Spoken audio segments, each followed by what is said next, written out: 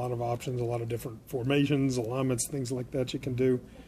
Do you have to cut that down a little bit, instead of just trying everything and, kind of getting away from what you do best? Is that a challenge? I mean, not necessarily. I mean, we've been working all the concepts, throughout the summer and by ourselves as well. So it's not really that hard to pick up. Gary had 97 catches last year, 1 touchdown. Do you forget about the 1 touchdown part? Is it just, hey, it happens, a touchdown's just the end result of a great drive? How do you view last year?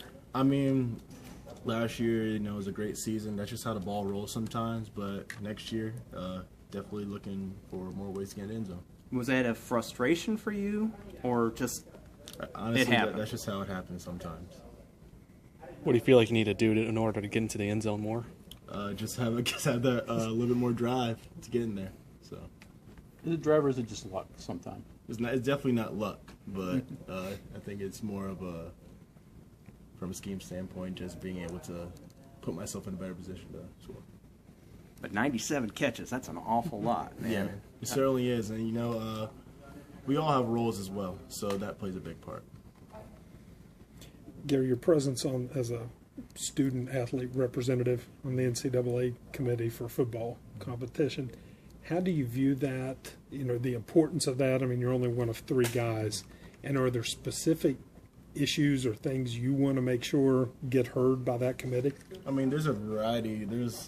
Before going into, going on the committee I didn't think it was, I know there's a lot of things that went into it, but there's a lot of various details and different rules that are talked about on a daily basis. So, I don't really have any personal things that I would like to get done, but, there's a lot of pretty cool things. Anyone's your teammates like, hey, get this rule changed? They talk to you about stuff all the time, it's pretty cool.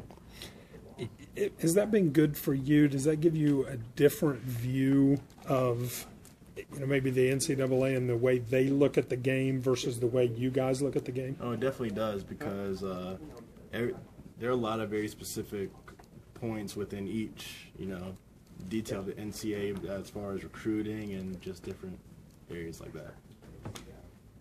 This could have been a very different year had a couple of your offensive buddies decided, hey, we're going to take our chances in the draft. I mean, just the dynamic of this offense now that they're here. Obviously everybody's thankful they're back. But, things could have been a lot different this year had they decided not to come back. I think we're past that point now, honestly.